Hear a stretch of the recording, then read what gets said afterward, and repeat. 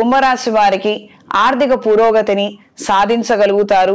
చేసే కొన్ని కొత్త ప్రయత్నాలలో మంచి మార్పులు ఏర్పడతాయి. ప్రజా సంబంధ బాంధవ్యాలతో కూడిన వ్యాపారస్తులకి కాలం అనుకూలంగా ఉంటుంది. వృత్తిరీత్యా కూడా ఎంతో మందితోటి వ్యవహారం జరిపే వారికి, అంటే ఏదైనా ఎలక్ట్రానిక్ మీడియాలో ఉన్నారు లేదా ఎలక్ట్రానిక్ షాప్లో పనిచేసే వారు ఉన్నారు, ఈ రకమైనటువంటి వృత్తిలో ఉన్న వారికి కూడా కాలం అనుకూలంగా ఉంటుంది. ఫేస్ టు ఫేస్ మనకి ఇంట్రాక్షన్ లేకపోయినా మనం అమ్మే వస్తువులు కావచ్చు, మన సంస్థ ద్వారా మనం చేసే పనులు కావచ్చు, ఈ రకమైనటువంటి పదవుల్లో పొజిషన్స్లో ఉన్న వారికి కాలం అనుకూలంగా ఉంటుంది. చేసే ప్రతి ప్రయత్నంలోనూ 100% మంచి ఫలితాలను అందుకుంటారు. లీజులు, లైసెన్సులు, టెండర్లు కాస్తంత ఆలస్యమయ్యే విధంగా ఉంది. వ్యక్తిగత ఆరోగ్య విషయంలో జాగ్రత్తలు అవసరం. సెల్ఫ్ డ్రైవింగ్ విషయంలో జాగ్రత్తలు పాటించండి. ఈ వారం స్త్రీలకు నూతన ప్రయత్నాలలో స్వల్పమైన ఆటంకాలు ఎదురవుతాయి. కార్యాలయంలో మరింత ఒత్తిడి కలిగినటువంటి ప్రభావము ఆ యొక్క పరిస్థితులు ఏర్పడవచ్చు. ఏది ఏవైనప్పటికీ ఎంతో ఓర్పుతో సహనంతో ఇంతవరకు తీసుకొని వచ్చారు.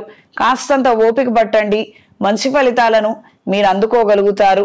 ఎవరైనా వచ్చి కావాలని మిమ్మల్ని ఇబ్బంది పెట్టడము, ఇబ్బందికరమైనటువంటి మాటలు మాట్లాడటం, ఈ రకమైన పరిస్థితి ఉన్నప్పుడు ఎవరైనా మీకు సెక్యూరిటీగా పక్కన ఉంచుకోవడము, లేదా ఈ వ్యవహారాలన్నీ కూడా రికార్డింగ్స్లో ఉండే విధంగా తగు జాగ్రత్తలు తీసుకోండి.